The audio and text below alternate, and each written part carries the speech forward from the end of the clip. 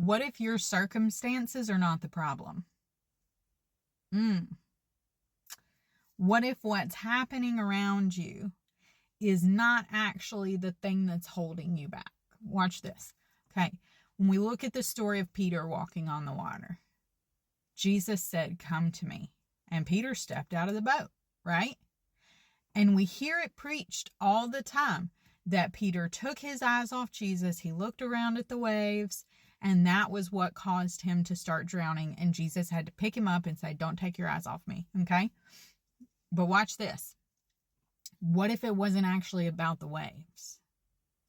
What if it wasn't the fact that Peter looked at the waves, because the waves weren't threatening him? He was standing on them. They weren't a threat to him anymore. What was a threat to him was his own ability.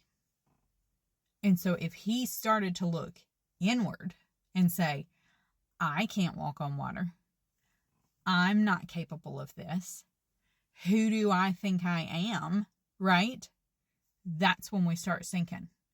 Because our eyes have to be on Jesus, not at our circumstances, and also not at what's in us.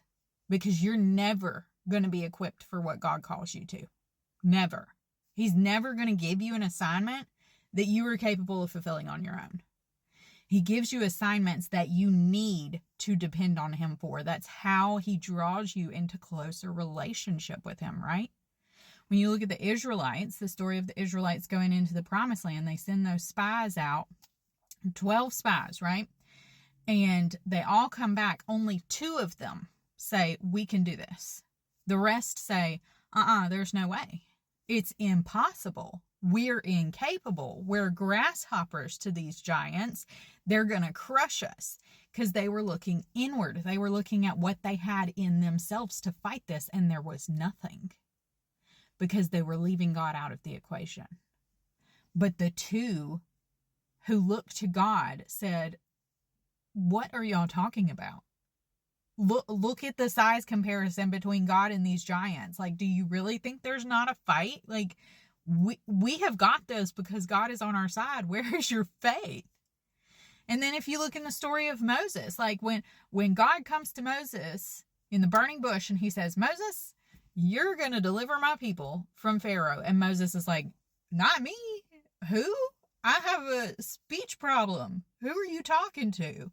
He was looking at himself, and it said that God's anger burned against him.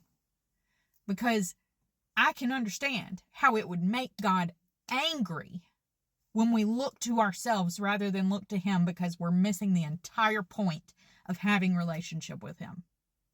It is not to earn our way into his presence. It is to invite him into our lives, right? Even as a parent, like, you can get so frustrated as a parent when your kid's sitting on the side of the pool and you're like, "Jump to me, baby, jump to me." And they're like, I can't swim. I'm scared." And it's like, I know that, but you're also my child, and I'm not going to let you drown. Now freaking jump, bro. Like, it makes me angry because they think that they can't trust me. They think that I have not proven myself to them enough times for them to trust me and for them to just jump. We do the exact same thing, and we got to cut it out. Cut it out. Quit looking at yourself. Look at Jesus.